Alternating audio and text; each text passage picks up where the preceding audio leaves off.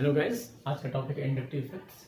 Inductive effects actually एक molecule के अंदर बॉन्ड्स की पोलैरिटी को डिफाइन करता है कि किसी ये एक ऐसा फिनोमेना है जिसके कारण से मॉलिक्यूल के बॉन्ड में इलेक्ट्रॉन्स का शिफ्टिंग रहता है। मींस अगर हम बात करें ए बॉन्ड बी, तो इन बॉन्ड में जो बॉन्ड के इलेक्ट्रॉन्स होते हैं वो कभी एग्जैक्टली सेम में नहीं होंगे अगर दोनों मॉलिक्यूल आइडेंटिकल नहीं है। सपोज करो H बॉन्ड H है, तभी ये जो बॉन्ड के इलेक्ट्रॉन्स होंगे वो इक्वली शेयर्ड होंगे। लेकिन जब भी ये सिचुएशन नहीं होगा, जब एक एटम दूसरे डिफरेंट एटम से कनेक्टेड होगा, सपोज करो कार्बन और हाइड्रोजन, तो ये जो बॉन्ड के इलेक्ट्रॉन्स है वो कभी इक्वली शेयर नहीं होते हैं। बताया जाता है कि चलो ठीक है पोलैरिटी नहीं है, बट पोलैरिटी एक्चुअली इंटरनल कुछ ना कुछ एग्जिस्ट करती है। वो क्यों करती है कि इन दो एटम्स की इलेक्ट्रोनेगेटिविटी डिफरेंस अलग अलग होती है। तो यही फिनोमेना जिसके कारण से बॉन्ड के इलेक्ट्रॉन्स किसी एक की तरफ ज्यादा अट्रैक्ट होते हैं, इसी को बोलते हैं इंडक्टिव इफेक्ट। ये परमानेंट इफेक्ट है जो हर एटम, हर मॉलिक्यूल के बॉन्ड के बीच एग्जिस्ट करता है अगर वो डिफरेंट एटम से कनेक्टेड है। ठीक है, तो ये एक परमानेंट फिनोमेना है।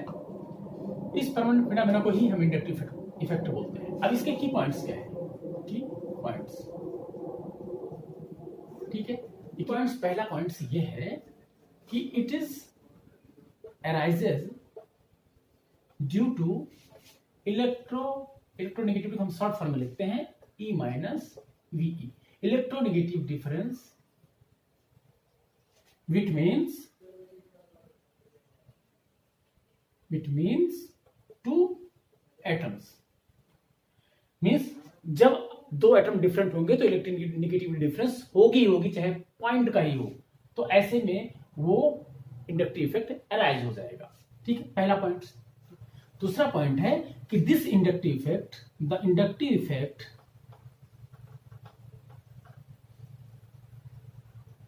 arises in sigma bond only, sigma bonds, not in pi bond। ठीक है, ये सबसे इंपॉर्टेंट है कि इंडक्टिव इफेक्ट हमेशा सिग्मा बॉन्ड में ही देखेंगे, पाई बॉन्ड से उसको कोई लेना देना नहीं है। थर्ड है कि it's transmitted through out the bond. Suppose इसे अगर एग्जांपल लिख दें CH3 CH2 CH2 Cl, यहां इलेक्ट्रोनेगेटिव डिफरेंस सबसे ज्यादा है, मींस यहां पे पार्शियली नेगेटिव चार्ज आएगा, ये बॉन्ड के इलेक्ट्रॉन्स इधर शिफ्टेड होंगे, इस पे पार्शियली पॉजिटिव चार्ज। लेकिन क्या ये बॉन्ड अछूता रह जाएगा? नहीं, ये भी बॉन्ड के इलेक्ट्रॉन्स इधर ही शिफ्ट हो रहेंगे, इसे कर पार्शियली पॉजिटिव चार्ज। और ये बॉन्ड क्या अछूता रहेगा? नहीं, ये भी शिफ्टेड होगा। मींस ये जो इंडक्टिव इफेक्ट है वो ट्रांसमिट होता है throughout the molecule, bond to bond.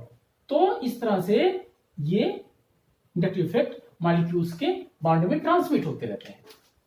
Next point क्या है? It is permanent effect that make dipoles in molecule. मतलब ये टेम्पररी नहीं है कि चलो अभी आया अभी चला गया, ये हमेशा मॉलिक्यूल में एग्जिस्ट करता है। और जिसके कारण से सपोज करो अगर हम बात करें CH3OH की, तो ये CH3OH में अगर इसको सही से बनाए CH3OH, तो O इस पे क्या होगा? पार्शियली नेगेटिव, इससे पार्शियली पॉजिटिव, इससे पार्शियली पॉजिटिव। तो क्या होगा? ये हमेशा इसके अंदर डाइपोल, अगर इस पूरे ग्रुप में ये इसका हावी नहीं होगा तो ये पूरे OH पे पार्शियली नेगेटिव, तो इस तरह से इस पे हमेशा डाइपोल बना रहेगा। मींस ये परमानेंटली किसी मॉलिक्यूल के अंदर डाइपोल जनरेट करके रखता है। ठीक है, नेक्स्ट इसको मिटा लेते हैं। थर्ड, नेक्स्ट पॉइंट कि जो इंडक्टिव इफेक्ट है, inductive effect will be weaker by other electronic effect. Means अगर मॉलिक्यूल के अंदर और भी कोई इलेक्ट्रॉनिक इफेक्ट काम कर रहा है, जैसे hyper conjugation,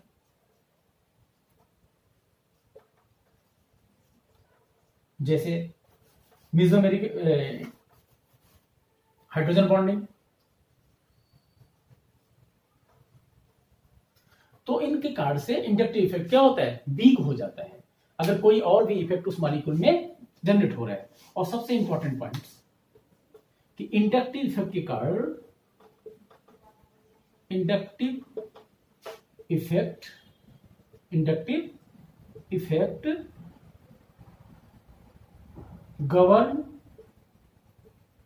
govern the physical and chemical properties of molecule। Means अगर मॉलिक्यूल के अंदर इस तरह के इफेक्ट है, इंडक्टिव इफेक्ट है, इंडक्टिव इफेक्ट तो होता ही है, तो वो उसके फिजिकल और केमिकल प्रॉपर्टीज को गवर्न करता है। CH3 ले लो, CH3 CH2 COH, ठीक है, ये क्या है। और दूसरा एग्जांपल अगर हम ले लें CH3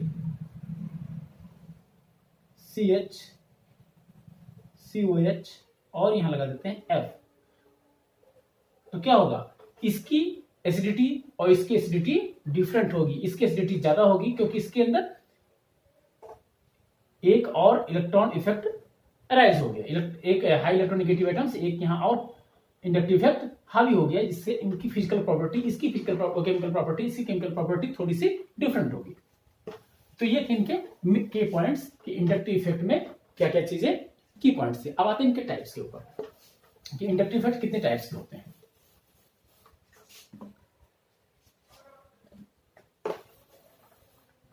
टाइप्स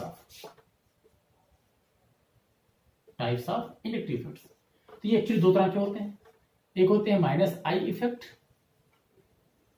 और दूसरा होता है प्लस आई इफेक्ट। अब एक एक करके देखते हैं कि माइनस आई इफेक्ट क्या होता है, प्लस आई इफेक्ट क्या होता है। ठीक है, पहला आता है minus I effect. Minus I effect क्या होता है कि जब माइनस आई इफेक्ट, जब मॉलिक्यूल्स में ऐसे ग्रुप लगे हो जो मॉलिक्यूल बॉन्ड इलेक्ट्रॉन्स को अपनी तरफ खींच रहे हो, मींस हाई इलेक्ट्रोनेगेटिव एटम्स अगर जुड़े हैं तो उनको बोलते हैं minus I effect. Means electron withdrawing groups are called minus I effect. Minus inductive means electron withdrawing groups are called minus I effect. अगर मॉलिक्यूल के अंदर इलेक्ट्रॉन विथड्रॉइंग ग्रुप लगे हुए हैं तो उसको बोलते हैं माइनस आई इफेक्ट। जैसे एग्जांपल ले लेते हैं, फॉर एग्जांपल्स NH3 इसकी इंडक्टिव इफेक्ट सबसे ज्यादा होती है। फिर इसके बाद आता है NO2,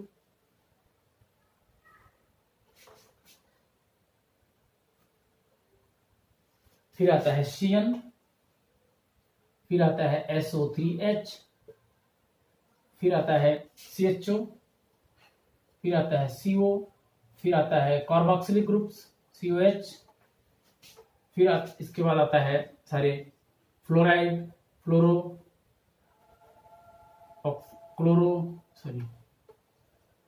ब्रोमो, आइडो, फिर उसके बाद ईथर, NH2 और फिर फिनाइल्स, और फिर लास्ट में आता है हाइड्रोजन्स। इसकी बहुत जगह मिल जाएगी क्लियर आपको। तो ये एक सीक्वेंस है कि जिसकी माइनस आई इफेक्ट सबसे ज्यादा है। अगर मॉलिक्यूल्स के अंदर माइनस आई इफेक्ट ज्यादा लगा होगा तो वो उसके फिजिकल प्रॉपर्टीज को अलग करेगा। ये फंक्शनल ग्रुप लगा होगा तो उसकी फिजिकल प्रॉपर्टी अलग होगी। तो ये थे माइनस आई इफेक्ट। अब आते हैं plus I effect.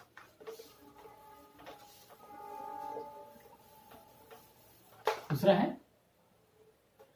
Plus I effect. Means molecule के अंदर इलेक्ट्रॉन रिलीजिंग ग्रुप अगर लगी हुई है उसको बोलते हैं plus I effect. Means electron releasing groups are called plus I effect. ठीक है, अगर मॉलिक्यूल के अंदर प्लस आई इफेक्ट वाले molecule group electron releasing group लगे हुए हैं तो उनको बोलते हैं प्लस। जैसे एग्जांपल होता है CH3 का hold twice CH, 2 CH, CH3 CH या CH3 का होल थ्राइस C, ऐसे ग्रुप को बोलते हैं प्लस आई इफेक्ट्स। मींस सारे methyl groups plus I effect show करते हैं। अब आते हैं, अब क्वेश्चन ये उठ रहा है कि सारे methyl groups plus I effect क्यों है, जैसे CH3 या CH3 2CH, ये सारे के सारे प्लस आई इफेक्ट क्यों शो करते हैं। तो देखते हैं, अगर हम कार्बन के 3 हाइड्रोजन, इन हाइड्रोजन में अगर हम इंडक्टिव इफेक्ट देखें तो इनकी इलेक्ट्रोनेगेटिविटी इससे कम है, तो क्या होगा, ये बॉन्ड के इलेक्ट्रॉन्स इसकी तरफ, कार्बन की तरफ शिफ्टेड होंगे, ये सारे शिफ्टेड होंगे, और इस कारण से कार्बन की ओवरऑल इलेक्ट्रॉन डेंसिटी ज्यादा होगी। और अगर वो किसी हाई इलेक्ट्रोनेगेटिव से जुड़ा हुआ है तो इसके कंपैरिजन में ये सारे इलेक्ट्रॉन्स इधर शिफ्ट होंगे। मींस ये शिफ्टिंग वाले इलेक्ट्रॉन्स, इस कार्बन के पास ऑलरेडी इलेक्ट्रॉन डेंसिटी ज्यादा है, इसलिए ये हमें इलेक्ट्रॉन ज्यादा डोनेट करेगा, इसलिए इसको प्लस आई इफेक्ट बोलते हैं। तो सारे methyl alkyl groups plus I effect show करते हैं। एल्काइल ग्रुप इसलिए प्लस आई इफेक्ट करते हैं कि उनसे कनेक्टेड जो एटम्स है वो हाइड्रोजन है, जिसकी इलेक्ट्रोनेगेटिविटी कम है।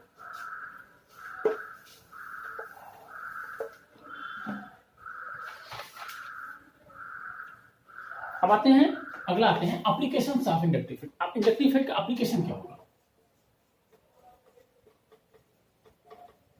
Applications of inductive effects. Inductive effects की एप्लीकेशन क्या है, पहला है stability of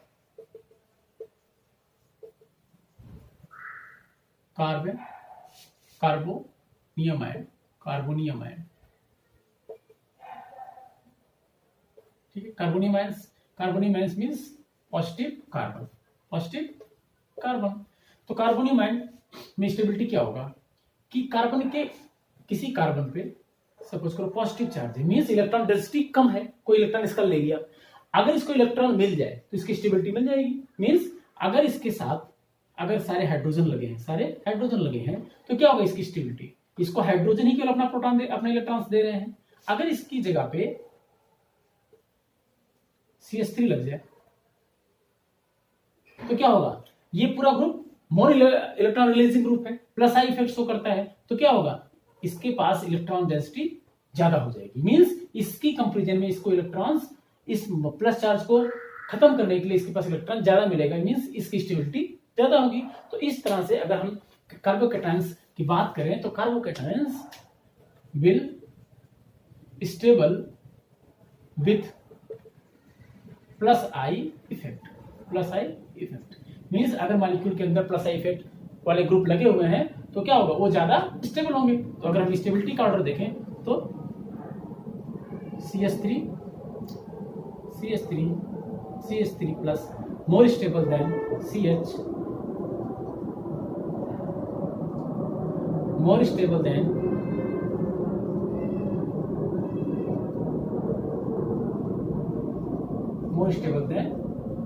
methyl groups. Means methyl group में केवल एक प्रोटॉन है, इसलिए कम स्टेबल, ये ज्यादा स्टेबल। और ये methyl,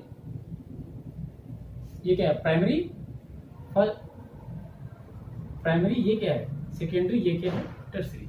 means tertiary more stable than secondary than primary than methyls. आते हैं दूसरा, अगर इसमें माइनस आई इफेक्ट लग जाए, सपोज करो एक ग्रुप में अगर लग गया Cl, तो क्या होगा, ये तो फिर वापस इलेक्ट्रॉन लेगा, मींस इसकी इस मॉलिक्यूल की स्टेबिलिटी को और लो करेगा। तो प्लस आई इफेक्ट इसकी स्टेबिलिटी को इंक्रीज करेगा और माइनस आई इफेक्ट इसकी स्टेबिलिटी को डिक्रीज करेगा, ठीक है। तो कार्बो स्टेबिलिटी ऑफ कार्बोकैटायंस में कि will stable with plus I effect and unstable with minus I effect. तो इस तरह से क्वेश्चन भी आते हैं कि कौन सा कार्बोकैटायंस ज्यादा स्टेबल होगा। दूसरा है स्टेबिलिटी ऑफ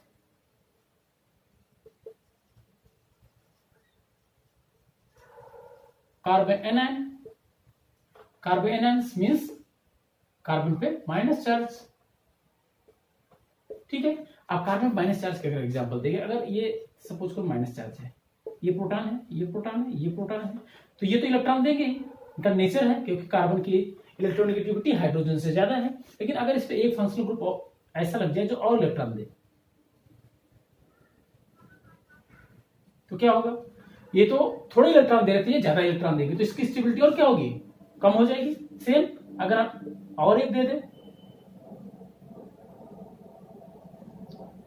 तो क्या होगा, और कम हो जाएगी। और अगर तीनों मिथाइल ग्रुप हो जाए, तीनों मिथाइल ग्रुप हो जाए तो इसकी स्टेबिलिटी और कम हो जाएगी, तो इसकी स्टेबिलिटी और कम, मीन्स इसकी स्टेबिलिटी की ऑर्डर जो होगा वो ये स्टेबल होगा, इससे ज्यादा ये होगा, इससे ज्यादा ये होगा, मीन्स मिथाइल मोर स्टेबल देन प्राइमरी, मोर स्टेबल देन सेकेंडरी, मोर स्टेबल देन टर्शरी। सेम अगर इसमें हम कोई इलेक्ट्रोनिगेटिव एटम जुड़ जाए, सपोज करो इसमें अगर एक जुड़ जाए Cl, तो क्या होगा, ये इलेक्ट्रॉन और खींच लेगा, तो इस पे इलेक्ट्रॉन डेंसिटी कम हो जाएगी, तो इस पे क्या होगा, स्टेबल ज्यादा होगा। तो इस कार्बन एनायन के लिए ये हमने कंक्लूड निकाला कि minus I effect plus I effect decrease the stability,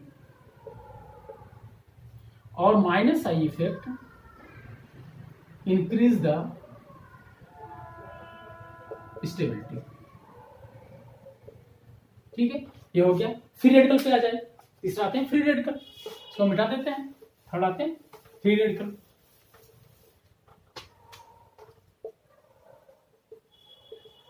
stability of free radical,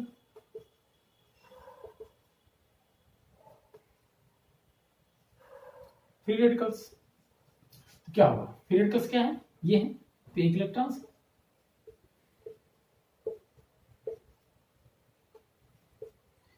ठीक है। अब फ्री रेडिकल में क्या है कि ये इसके पास ना तो प्लस है ना तो माइनस है, एक इलेक्ट्रॉन है, तो इसको कम से कम 2 इलेक्ट्रॉन मिल जाए, इसको इलेक्ट्रॉन थोड़ा मिल जाए तो इसकी स्टेबिलिटी बढ़ जाएगी, मीन्स यहां से इलेक्ट्रॉन ये देगा, लेकिन अगर इस पे और देने वाले हो जाए, मीन्स एक CH3 लग जाए और अगर 2 CH3 लग जाए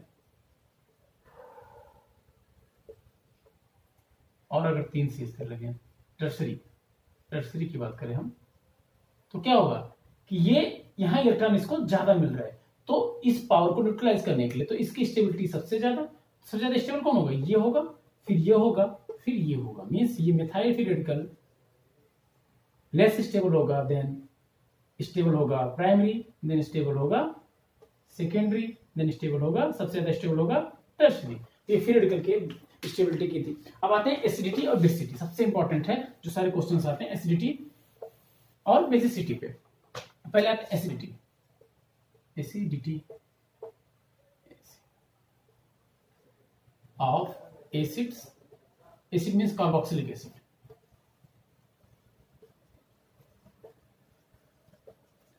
एंड फिनॉल्स, दोनों की बात करेंगे क्योंकि फिनॉल्स भी एसिडिक बिहेवियर करता है।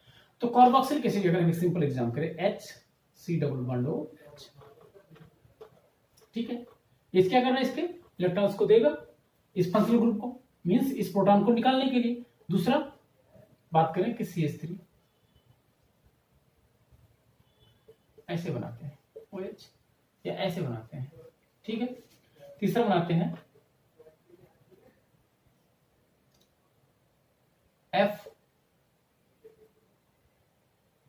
FCH2 C++OH, एक केवल दिखा दिया आपने, मींस इसमें हाइड्रोजन को रिप्लेस करके फ्लोरीन आ गया, हाई इलेक्ट्रोनेगेटिव आ गया। अब क्या होगा, अगर इसको इलेक्ट्रॉन हम देंगे, इसको ये इलेक्ट्रॉन देगा, तो क्या होगा, इसमें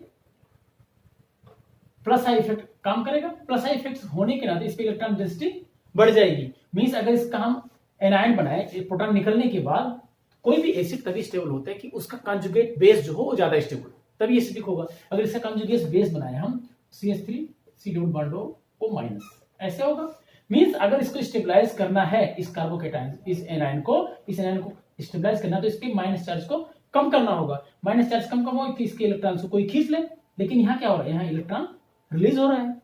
इलेक्ट्रॉन रिलीज होने के नाते क्या होगा, इसकी स्टेबिलिटी कम हो जाएगी। इस केस में हाइड्रोजन है, तो हाइड्रोजन कम इलेक्ट्रोनेगेटिव होने इसके कम प्रोटॉन दे रहा है, लेकिन यहाँ पे क्या है, यहाँ पे एक ग्रुप ऐसा लगा हुआ है जो इलेक्ट्रॉन खींच रहा है, ठीक है। तो अब जो ये CH3 था वो CH2 हो गया, तो अब इसका इफेक्ट जो है इस एनायन पे कम होगा।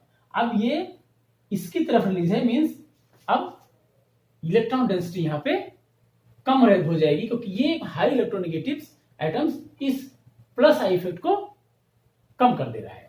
तो ऐसे केसेस में क्वेश्चन आते हैं कि कौन सा कार्बोक्सिल ग्रुप ज्यादा स्टेबल होगा। अब अगर हम देखें, अगर इसको हटा ही देते हैं, अगर इसी की सीरीज के देखें कि एक और बढ़ा दें CH3 CH2 COH, तो कौन सा स्टेबल होगा। जैसे एग्जाम ने समझाया कि जितने प्लस आई इफेक्ट होंगे उसको क्या करेंगे, एसिड की कंजुगेट बेस जो उसका बनेगा उसकी स्टेबिलिटी को डिक्रीज करेंगे। तो कंक्लूजन ये निकला कि plus I effect decrease the acidity of acids या कार्बोक्सिलिक एसिड, और minus I effect increase the stability acidity. अब अगर एग्जाम्पल आता है, सपोज करो एक एग्जाम्पल आता है कि HCOH कामा CH3 COH CH2F COH CH3 CH2 COH, ऐसे चार दिए गए हैं। इनको इनके एसिडिटी के ऑर्डर में लिखा जाए कि कौन से सबसे ज्यादा एसिडिक होगा, उसके बाद किसकी एसिडिटी होगी, उसके बाद किसी होगी, मतलब हायर टू लोअर एसिडिटी के अगर हम ऑर्डर में किया जाए तो क्या कर्म होगा। तो क्वेश्चन ऐसे आते हैं कि मॉलिक्यूल्स को उनके एसिडिटी ऑर्डर में इंक्रीजिंग ऑर्डर में लिखिए। जिससे सबसे ज्यादा एसिडिक कौन होगा, जिसके पास सबसे कम ग्रुप प्लस आई इफेक्ट हो। तो सबसे कम प्लस आई इफेक्ट किसमें, फॉर्मिक एसिड में, तो सबसे पहले होगा HCOH। फिर सब उसके बाद कौन होगा, जिसके पास माइनस आई इफेक्ट भी हो, तो ये हो जाएगा CH2F COH। उसके बाद होगा कौन होगा, जिसके पास कम electron releasing group plus I effect हो, तो ये है CH3 COH। और लास्ट में होगा CH3 CH2 COH। तो ये तो इस तरह क्वेश्चन आते हैं। और भी क्वेश्चन आते हैं, जैसे अगर एक ही मॉलिक्यूल्स में तीन अलग अलग तरह के एक ही फंक्शनल ग्रुप लगे हों, तो जैसे मैंने लिया FCH2 COH है, F2CH है और F3C COH है, ट्राइफ्लोरोएसिटिक एसिड। तो इन सब में सबसे ज्यादा एसिडिक कौन होगा, उनको उस ऑर्डर में रखो। सबसे ज्यादा एसिडिक होगा ये, फिर ये और फिर ये। इस तरह के क्वेश्चंस आते हैं। अब आते हैं फिनॉल पे। सेम मैंने बता दिया कि plus I effect decrease the acidity of acid और फिनॉल्स, दोनों के लिए काम होगा। अब फिनॉल की बात करें अगर हम, ठीक है, ये हो गया फिनॉल, ठीक है। दूसरा एक मॉलिक्यूल बनाते हैं, इसी का एक सब्स्टिट्यूट्स,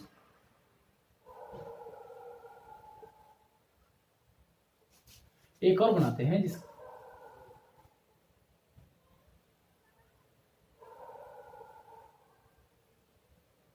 ठीक है। अब अगर पूछा जाए कि इनमें कौन सा फिनॉल ज्यादा एसिडिक होगा, तो आप क्या बताओगे। देखो इसको देखो, जो बेंजीन रिंग है, वो क्या है, माइनस आई इफेक्ट शो करता है। चलो इसका अर्थ इसकी है, लेकिन NO2 क्या है, NO2 minus I effect show करता है। मींस ये भी बॉन्ड के इलेक्ट्रॉन्स को क्या करेगा, अपनी तरफ खींचेगा, बॉन्ड के इलेक्ट्रॉन्स को अपनी तरफ खींचेगा, ये भी खींचेगा। तो ओवरऑल जो एनायन इसका बनेगा फिनॉल्स का after conjugate base after acidity, तो क्या होगा, वो ज्यादा स्टेबलाइज होगा। तो फिनॉल से ज्यादा एसिडिक होगा नाइट्रोफिनॉल।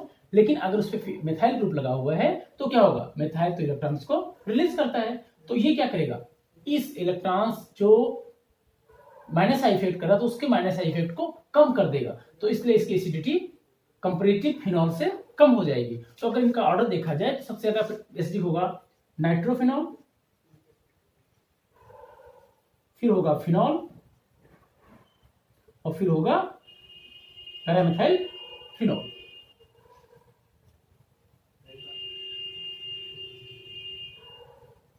ठीक है, इस तरह से हम एसिडिटी और बेसिसिटी, एसिडिटी को हम कंपैरिजन कर सकते हैं। इस तरह के बहुत क्वेश्चंस आते हैं एग्जाम्स में कि मॉलिक्यूल दिया गया है और उनके एसिडिटी या बेसिसिटी के रिस्पेक्ट में उनको रीअरेंज करिए। दूसरा आता है बेसिसिटी। अब बेसिसिटी पे भी आ जाते हैं। बेसिसिटी अब किसका होगा बेसिसिटी? बेस का, अमीन्स। सपोज करो अमीन्स की बात कर रहे हैं, बेसिसिटी ऑफ अमीन्स। अब क्या होगा? सपोज करो हम NH3 की बात करें, NH3, दूसरा लेते हैं CH3 NH2 और तीसरा लेते हैं CH3 एंड CH3H। मीन्स एक अमोनिया है, एक प्राइमरी अमीन और एक सेकेंडरी अमीन। अब इन सबकी बेसिसिटी क्या होगा? अच्छा, बेसिसिटी का मतलब उसके पास इलेक्ट्रॉन अच्छे से अवेलेबल हो। मीन्स ये इलेक्ट्रॉन्स इसमें नाइट्रोजन के जो बेसिसिटी है वो उस पे अमीन नाइट्रोजन के ऊपर बेस लोन पेयर के कार्ड से है। अगर ये इलेक्ट्रॉन्स इजिली अवेलेबल होंगे तो बेसिसिटी ज्यादा होगी। अच्छा, इजिली अवेलेबल कैसे होंगे? अगर इसमें देखें तो नाइट्रोजन पे 3 हाइड्रोजन लगे हुए हैं, ये प्लस आई इफेक्ट शो करते हैं, लेकिन इनकी प्लस आई इफेक्ट बहुत ही कम होती है, बहुत ही सबसे कम आई इफेक्ट होते हैं।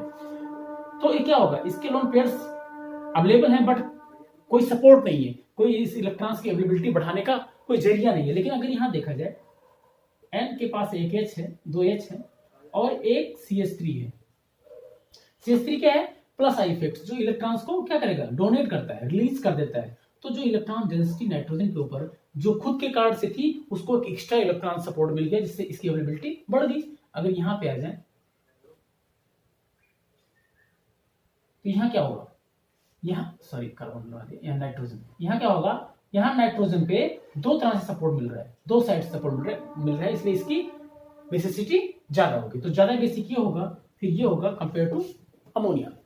तो ये बेसिसिटी ऑफ अमीन्स के भी ये एप्लीकेबल होता है inductive effect. Plus I effect क्या करेगा? तो जो कंक्लूजन निकला वो ये निकला कि बेसिसिटी ऑफ अमीन्स के लिए plus I effect increase the basicity of amine,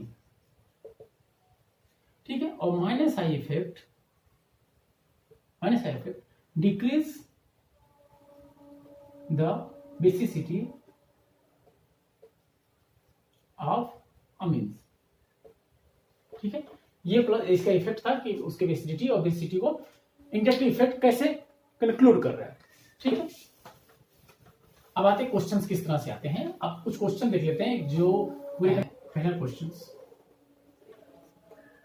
कि अगर ऐसे दिया हुआ है कि CH3 cations, CH3 CH cations, CH2 cations, CH3 का होल ट्वाइस CH कैटायंस और CH3 का होल थ्राइस कार्बोकेटायंस। तो इनके स्टेबिलिटी ऑर्डर में अरेंज करिए। तो अगर मैं इसको A, B, C और D दें तो सब इनको स्टेबिलिटी ऑर्डर क्या होगा? B, फिर C, फिर B, फिर A, ऐसे होगा। और क्वेश्चन कैसे आते हैं? अगला क्वेश्चन बताओ।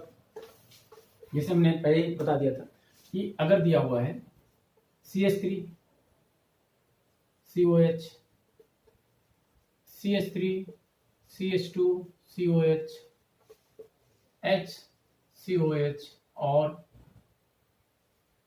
PH या चलो पीएच लिख देते हैं, PH फेनाइल इसको बोलते हैं, बेंजीन बना दो C6H5COH।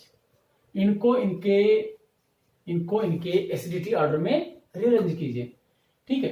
तो इनमें सबसे ज्यादा एसिडिक कौन सा होगा? सबसे ज्यादा एसिडिक कौन सा होगा? आपको पहले बता दूं, मैंने बताया है कि प्लस आई इफेक्ट एसिड को डिक्रीज करता है, उसकी एसिडिटी को डिक्रीज करता है, और माइनस आई इफेक्ट उसके एसिडिटी को इंक्रीज करता है। तो यहाँ माइनस आई इफेक्ट वाला एक ग्रुप लगा हुआ है जिसको बोलते हैं फिनाइल। ये क्या करेगा? इस कार्बोक्सिलिक ग्रुप को स्टेबिलिटी में सपोर्ट करेगा। तो सबसे ज्यादा स्टेबल हो जाएगा फिनाइल C6H5COH। फिर कौन होगा? फिर होगा फार्मिक एसिड, क्योंकि इसके पास हाइड्रोजन है जो कि सबसे ज्यादा माइनस, सबसे कम प्लस आई इफेक्ट शो करता है, तो HCOH हो गया। उसके बाद होगा जिसके पास एक ही मेथाइल लगा हुआ है तो हो जाएगा एसिटिक एसिड CH3COH, और सबसे लास्ट में होगा प्रोपेनोइक एसिड CH3CH2COH। ऐसे क्वेश्चन आते हैं, ऐसे क्वेश्चन आते हैं जैसे मैंने इससे पहले बताया था कि मोनोफ्लोरो, डाईफ्लोरो और ट्राईफ्लोरोएस्टिक एसिड के क्वेश्चन आ जाएं और उनमें पूछ लिया जाए कि कौन ज्यादा एसिडिक होगा। इस अमीन के लिए आ जाए कि CH3 NH2 NH3 CH3 नहीं, और थोड़ा सा डिफरेंट आते हैं, PH CH2 NH2 और CH3 का होल ट्वाइस NH। तो इन्हें पूछ लिया जाए कि सबसे ज्यादा बेसिक कौन सा होगा, तो कैसे बताओगे? पहले बताया था कि जो प्लस आई ग्रुप है वो बेसिसिटी बढ़ाता है और माइनस आई इफेक्ट ग्रुप जो है वो क्या है, बेसिसिटी को घटाता है। तो अगर देखें तो इन सब में प्लस आई वाले ये हैं, जो प्लस आई वाले हैं, लेकिन एक ऐसा है जिसमें माइनस आई ग्रुप लगा हुआ है। तो माइनस आई ग्रुप होने के नाते इसकी बेसिसिटी सबसे कम हो जाएगी। तो अगर हम इसको बेसिसिटी की रीअरेंज करें, तो हो जाएगा सबसे ज्यादा होगा, कम बेसिक होगा, सबसे कम तो यही होगा क्योंकि इसके पास तो H ही लगा हुआ है, तो सबसे कम होगा NH3। फिर उसके बाद होगा मोर बेसिक, होगा PH CH2 NH2, फिर होगा CH3 NH2 और सबसे ज्यादा होगा बेसिक CH3 का होल ट्वाइस NH। इसी तरह से क्वेश्चंस आते हैं इंडक्टिव इफेक्ट से रिलेटेड, और बहुत बड़े क्वेश्चंस नहीं आते हैं। कंपैरिजन मैक्सिमम आता है कि कंपैरिजन एसिडिटी कंपेयर कीजिए, एसिडिटी को सिलेक्ट कीजिए या स्टेबिलिटी को सिलेक्ट कीजिए, इनमें या इनको रीअरेंज करिए। इंडक्टिव इफेक्ट में ऐसे ही क्वेश्चंस आते हैं। Thank you.